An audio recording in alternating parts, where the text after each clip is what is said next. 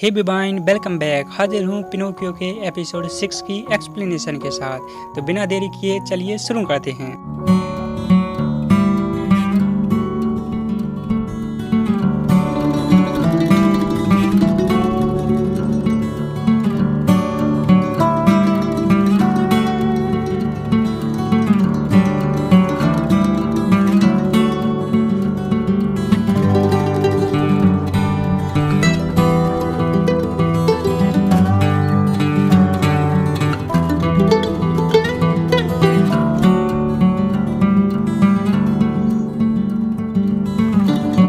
Episode की शुरुआत में हम जेमिंग को देखते हैं, जो अपने काम पर पहुंचता है।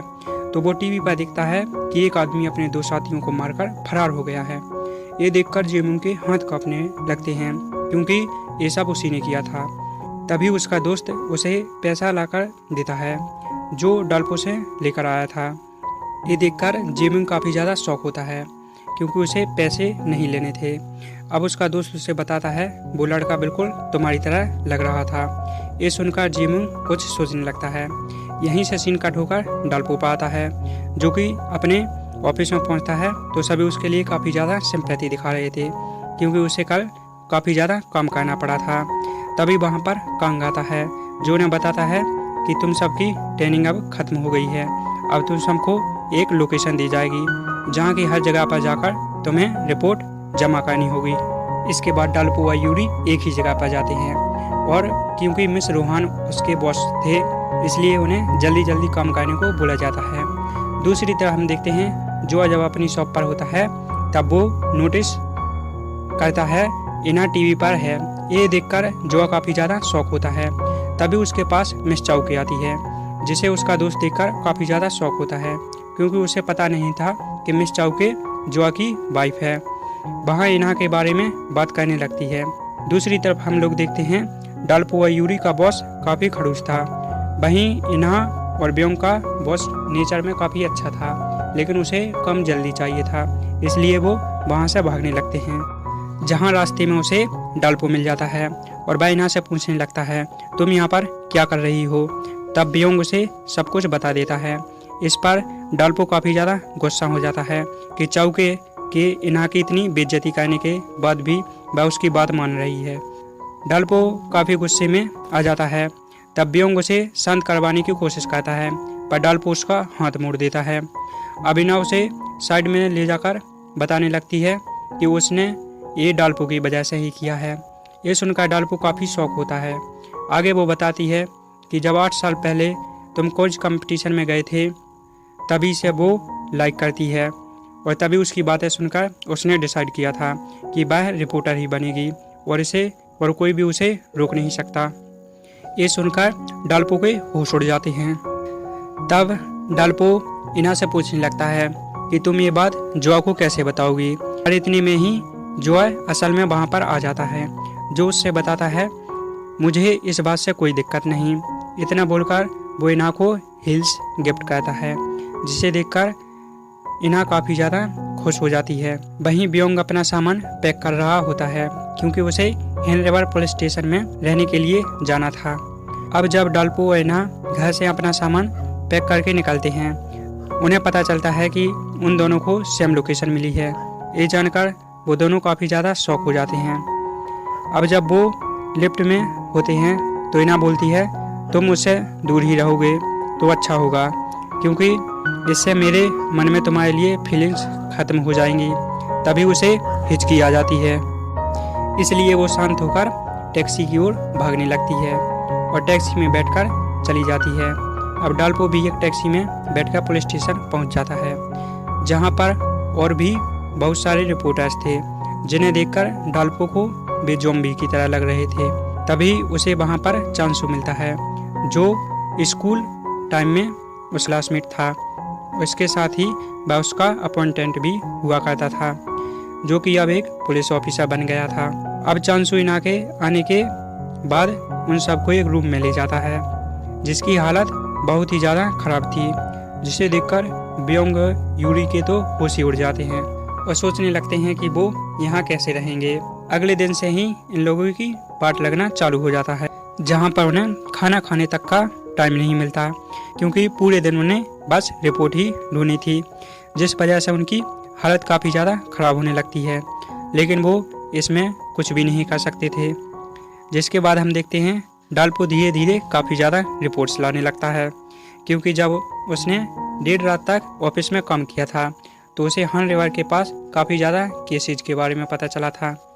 अब डाल्पो को इतना तेज देखकर ब्योंग काफ़ी ज़्यादा जेलस फील होता है, और जब चांसू डाल्पो से इतनी रिपोर्ट्स के बारे में पूछता है तो डाल्पो उसे बता देता है, जिसे सुनकर चांसू काफ़ी ज़्यादा इम्प्रेस्ड होता है।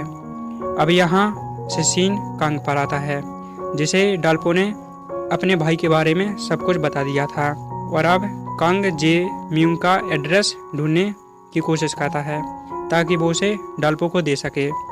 इसलिए वो एक जगह पर कॉल करता है।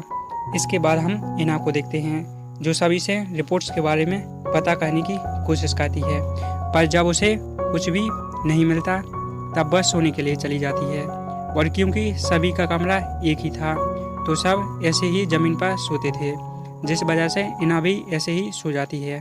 फिर जब सब अपने हिसाब से काम पर जाते हैं तो कोइंसिडेंटली डाल्पो इना पास में ही आ जाती हैं। उसी समय डाल्पो की आँख खुल जाती है और वो इना को टच करने की कोशिश करता है, पर वो ऐसा नहीं कर पाता। तभी ब्योंग भी ये सब देख रहा होता है, और जब डाल्पो इना को कंबल उड़ाकर बाहर जाने लगता है तब पीछे से ब्योंग भी आ जाता है और बोलता है, शायद तुम्हें ऐसा नहीं करना चाहिए था, जिस पर डाल्पो उसे ही उल्टा सीधा बोलकर वहाँ से चला जाता है। आगे हम देखते हैं, बहुत रिक्वेस्ट करने के बाद इना को चांसू से एक केस के बारे में पता चलता है, जिसमें एक हेल्थ क्लब में 90 kg की एक औरत की डेथ हो गई थी, और क्योंकि उन्हें आज 12 बजे से पहले ही रिपोर्ट सबमिट करनी थी, इसलिए वो जल्दी वहाँ जाने लगते हैं। लेकिन ये सारी बातें यूरी भी सुन लेती है, जो कि दरवाजे के पीछे छुपी हुई थी, इसलिए वो डाल्पो के साथ वहाँ निकल जाती है, और ये सब जल्दी वहाँ पहुँचकर सारी बातें पता करने लगते हैं, जिस पर उन्हें पता चलता है वो औरत काफ़ी ज़्यादा मोटी थी, जिस वजह से उसके पति ने 90 साल की एक पतली औरत से शादी कर ली है, जिस कारण वह वेट लॉस करने के लिए 5-5 घंटे एक्सरसाइज करती थी, और इसी वजह से उसे दिल का दौरा पड़ा और उसकी मौत हो गई। इस बात में इना को थोड़ी सच्चाई नहीं लगती, और वो CCTV देखने के लिए प्लान बनाती हैं, लेकिन हेल्थ क्लब का ओनर उन्हें वो फुटेज नहीं दिखाता, क्योंकि इससे उसकी रेपुटेशन ख़राब हो सकती थी। फिर भी ब्योंग उन पर गुस्सा करने लगता है ताकि वो उनसे CCTV फुटेज ले सके।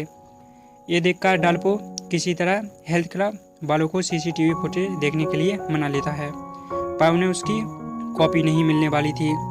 जब ये लोग CCTV फुटेज देखते हैं तो इना और ब्योंग उस जगह पर जाने लगते हैं जहाँ पर वो औरत काम करती थी, और हम देखते हैं डाल्पो बड़ी चालाकी से CCTV फुटेज को रिकॉर्ड कर लेता है, जिससे उसके चैनल की TRP और भी बढ़ जाएगी। अब वो इस वीडियो को कांग को भेज देता है। दूसरी तरफ हम ये जे म्यूंग को देखते हैं, जो उसी आदमी का फ़ोन लेकर इधर उधर घूम रहा था, ताकि पुलिस को लगे कि वो आदमी अपने साथियों को मारकर इधर उधर भाग रहा है, और सच में ऐसा ही होता है। और असल में वो आदमी एक मैनुअल के अंदर गिरा होता है, जहाँ शायद उसकी डेथ हो गई थी। और हम अब आखिरी सीन में देखते हैं, इना को सब कुछ पता चल गया था, पर वो कंफर्म नहीं थी कि वो औरत सच में दिल के दौरे से मरी है, इसलिए उसे इसके बारे में काफ़ी ज़्यादा हिचकियाँ आ रही थी, और वो सच जानने के लिए मुर्दा घर में जाने का डिसाइड करती है, ताकि वो सच का पता लगा सके, जिसमें ब्योंग भी उसकी काफ़ी ज़्यादा हेल्प करता है। और अब 12 बजने में कुछ ही समय बाकी था। इसी के साथ यह एपिसोड यहीं पर समाप्त हो जाता है। तो ये थी आज की वीडियो। आई होप आपको ये वीडियो पसंद आई होगी। तो मिलते हैं नेक्स्ट वीडियो में, तब तक के लिए goodbye. Kindly like share and don't forget subscribe. Meet to soon.